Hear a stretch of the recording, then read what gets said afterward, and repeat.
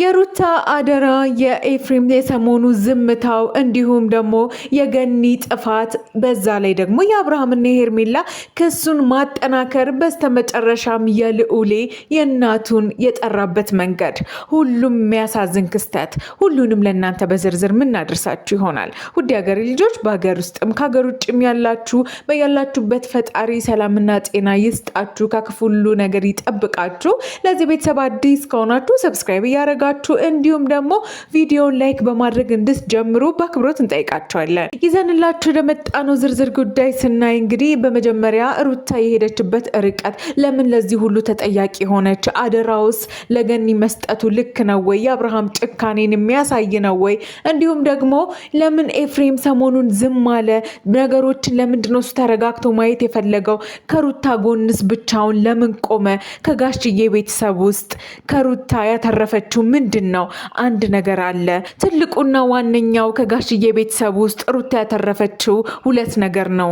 አንደኛው የአብርሃም ልጅ ልዑሌን የገዛ ልጇን ሲሆን፣ ሁለተኛ ደግሞ ከጎኗ ማይጠፋው ለችግሯ ጊዜ የሚደርሰው ከጎኗ ሆኖ እስካሁን ያልከዳት አለውሽ የሚላት ወንድሟ ከወንድምን በላይ ሆኖ እንግዲህ ካጠገቧ የቆመላት የአብርሃም የገዛ ወንድሙ ኤፍሬም ብቻ ነው። ለምን እነዚህ ሁሉ ሰዎች ከዚህ ሁሉ ሰው መሃል ኤፍሬም ብቻ ካጠገቧ ቆመ?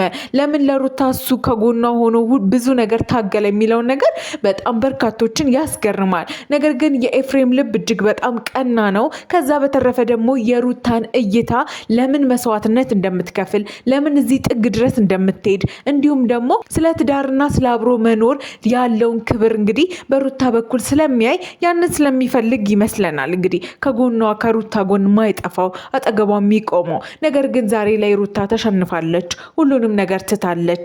ህይወት አስጠልቷታል። ታስታውቃለች፣ ተከፍታለች፣ አዝናለች፣ በሰዎች ተገፍታለች። ከዚህ በላይ እንግዲህ ከባድ ጊዜና ከባድ ሰዓት የለም። የሰው ልጅ በህይወቱ ሲያዝን፣ ሲከፋ፣ ሲገፋ ተስፋ መቁረጥ ውስጥ ይገባል።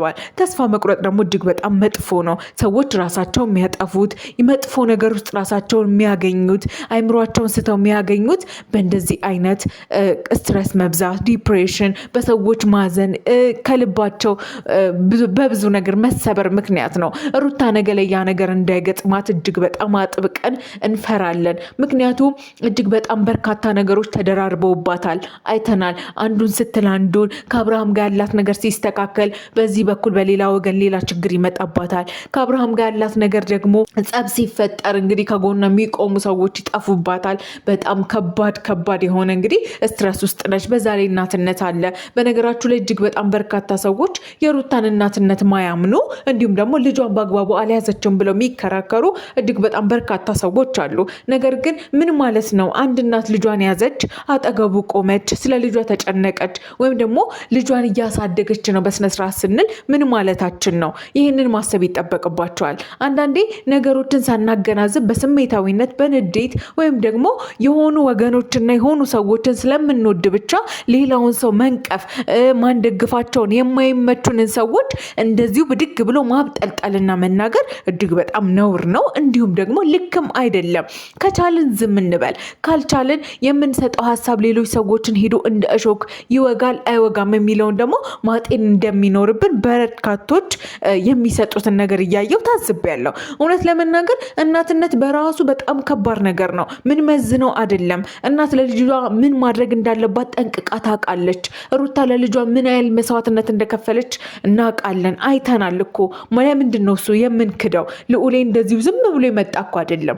በብዙ ለቅሶ፣ በብዙ ሀዘን፣ ብዙ ህመም፣ ብዙ መውደቆችን አይታ ነው ሩታ ዛሬ ላይ ልዑሌን ይዛ እንደዚህ የቆመችው። አብርሃም እንደ አባት የሚገባውን ነገር ሊያደርግ ይችላል። ለልጁ ደግሞ ትክክለኛ የሆነ ፍቅር ይኖረዋል። ይሄ 100% እርግጠኛ ሆነን እንነግራቸዋለን። አባት ነው። አባት እንደ እናት ሁን አይባልም። ምክንያቱም አባቶች በብዛት ስሜታቸው የሚገልጹበት መንገድ አለ። የራሳቸው እንደ እናት አይደሉም። ጠንከር ይላሉ። መንሰፍሰፍ ይቀንሳል። እነሱ ጋር ማድረግ የሚገባቸውን ነገር ያደርጋሉ። ልጆቻቸውን ይቆጣሉ፣ ገደብ ያበጃሉ። እናት ግን እንደዛ አይደለችም በተፈጥሮ ሁላችንም እንደምናውቀው ነው። እና የሩታን ልጅሽን ምንም አያደርግልሽም ምንድነው እሱ በልጅሽ የምታስፈራሪ የምትሉ ሰዎች እረፉ፣ አድቡ። ልክ ያልሆነ ነገር ነው እያደረጋችሁ ያላችሁት። እንግዲህ ከዛ በተጨማሪ ለዚህ ሁሉ ጣጣ ሩታ ዛሬ ላይ እንግዲህ ልዑልን አደራ ለመስጠት የተገደደችበት ዋነኛዋ ምክንያት ገኒ ነች። ዛሬም ደግሞ መልሳ ለሷ ነው ልጇን አደራ ብላ የምትሰጠው። ያሳዝናል። ነገር ግን እዚህ ጋር አንድ ነገር ማስተዋል ያለብን ነገር አለ። አብርሃም እባክህን ልጅህን የምትወደው ከሆነ ልዑሌ ጥሩ ነገር እንዲኖረው ነገ ላይ ቁጭ ብሎ የዛሬ ያለፉትን ቀኖች እያየ እንዳይወቅስክ፣ እንደ አባት ተጠያቂ እንዳያረግክ፣ እናቴን ጎርተሃል፣ እናቴን በድልሃል፣ እናቴን አስለቅሰሃል እንዳይልክ፣ እንዳይቆጭህ፣ እንዳታዝን እባክህን ዛሬ ላይ የምትወስነውን ውሳኔ ተረጋግተክ እንድትወስን ነገሮችን በህግ አግባብ የሄዳችሁበት ነገር ልክ ሆኖ ሳለ ስም ማጥፋት ቀላል አይደለም። ያለ ስራችሁ ያለ ምክንያት ነው የተወቀሳችሁት። ለዚህ ሁሉ ተጠያቂ መሆን የምችለው ገኒ ነች። እባካችሁን ሩታን ተዋትና ይቅር በሏት። ለመጨረሻ ጊዜም ቢሆን ካጠገብክ እንድትርቅ ነገሮችን ከዚህ በኋላ ካንተ ጀርባ ምንም አይነት ነገር እንዳታደርግ ተደርጋ እንግዲህ ለልጇ ስትል ለራስህም ልጅ ስትል እባክህ ተዋት። ተወቃሽ አትሁን። ነገ ላይ ለሚመጣው ነገር እያንዳንዱ ነገር ልጅክ ያየዋል።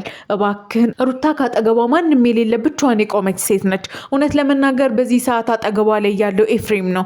ኤፍሬም ደግሞ አሁን ላይ ለምን እንደሆነ አይገባንም። ዝምታው በዝቷል። ጸጥ የሚልበት ጊዜ በዝቷል። ምንም ሀሳቦችን የሚያቀርብላት ነገር የለም። ነገር ግን አጠገቧ መሆኑ ብቻ ራሱ አንድ ጥሩ ነገር ነው። ነገር ግን እባክህን አብርሃም ስለ ልጅ ስለ ልዑሌ ስለ ነገ ህይወቱ የምትጨነቅ ከሆነ ለልዑሌ ሩታ እጅግ በጣም አስፈላጊ ሰው ነች። እናቱ ነች። ይዘዋለች፣ እያሳደገች ነው። ምንም ቢሆን ምንም ደግሞ ከእናት የሚበልጥ ነገር የለምና ይህንን ነገር እባክህን፣ እንዲሁም ደግሞ ሄርሜላ እባክሽን፣ አንቺ ሴት ነሽ፣ ለመረዳት ምቺ አይነት ሴት ነሽ፣ ነገሮችን ደግሞ የምታገናዝቢ አይነት ሴት ነሽ። ስለዚህ በይቅርታ ማይታለፍ ነገር የለም። ሩታን ይቅር በሏት። ያለፈውን ነገር እንዳትደግምባችሁ በሚገባው መንገድ አስቁማት። ከዛ ውጭ ግን እባካችሁን በዚህ ሴት ላይ አትጨክኑ። እንዲህ ማልቀሷ ቀላል አይደለም። ሴት ነች። በዛ ላይ ደግሞ ብቻዋን ብዙ ነገር የሚሰማት ሴት ነች እና ነገ ራሷን መጥፎ ነገር አድርጋ እንዲሁም ደግሞ ሳታውቀው ራሷን መጥፎ ነገር ውስጥ ካገኘችው ሁላችሁም ናችሁና የሚጸጽታችሁ። እባካችሁ ለልዑሌ ስትሉ ይቅር በሏት። ነገሮችን በሙሉ እንግዲህ በሰላማዊ መንገድ ለመፍታት ሞክሩ። እንዲሁም ደግሞ አንዳንዴ ያለፈውን ነገር ከልብ ትታችሁ ከልብ ነገሮችን አጽድታችሁ ለቀጣይ መንገዳችሁ ለማስተካከልም ዛሬ ላይ ከሰዎች ጋር ሰላም መሆን አለባችሁና ሄርሜላና አብርሃም የእናንተን ነገ ቀጣይ ህይወት ነገ የእናንተን ሰላም የተሻለ ደስታን እንግዲህ ለማሳየትና እኛ ምንድነው እንግዲህ መጀመሪያ ከምንም በላይ ውስጣችሁ ሰላም ሊኖር ይገባል። እውነተኛ ፍቅርና እውነተኛ ይቅር ባይነትም ሊኖር ይገባልና አሁንም ለቀጣይ ለራሳችሁ ህይወት ስትሉ ከሩታ ጋር ያላችሁን ነገር በማስተካከል እንዲሁም ደግሞ በህግ አግባብ እንዳትደርሽባችሁ በማድረግ የመጨረሻ የሚለውን እንግዲህ ቅርታዋን ተቀበሏትና ያዘነውን የተሰበረውን ከልጇ መለየት ያስጨነቃትን እንግዲህ እባካችሁ ልቧን አሳርፉላት። ለልጇ ካጠገቡ እንድትሆንም እርዷት እንላለን። ውድ ቤተሰቦቻችን ይህንን ነገር ስናነሳ ማንንም እየደገፍን ማንንም ደግሞ እየወቀስን አይደለም። ነገር ግን ስለ እውነት ብቻ ብለን ነው። ምክንያቱም ልዑል የሚያሳዝን ልጅ ነው። ቤተሰብ ያስፈልገዋል። ቢቻል እናትና አባት ቢኖር ነገር ግን አብርሃምም የራሱ ምርጫ ስለመረጠ ከአጠገቡ እንግዲህ እናቱ ልትኖር ይገባልና ይህንንም ደግሞ ሁላችሁም እስኪ የኔ ልጅስ ቢሆን እኔ በዛ ቦታስ ቢሆን ብላችሁ ራሳችሁንም እንድታስቡ ያደርጋልና እባካችሁን አንዳንዶቻችን ስንፈርድ ደግሞ ነገሮችን ሚዛናዊ አድርገን ቢሆን የተሻለ ነው እንላለን። ውድ ቤተሰቦቻችን አሁን በያላችሁበት ፈጣሪ እንግዲህ ሰላምና ጤናውን ያድላችሁ። በዚህ ሀሳብ ላይ ያላችሁን አስተያየትና ሀሳብ ኮመንት ላይ ጻፉልን። ቪዲዮን ከወደዳችሁት ላይክ አድርጉ። እንዲሁም ደግሞ ቤተሰብ ያልሆናችሁ ሰብስክራይብ በማድረግ ቤተሰብ አድርጉን። በያላችሁበት መልካም ጊዜ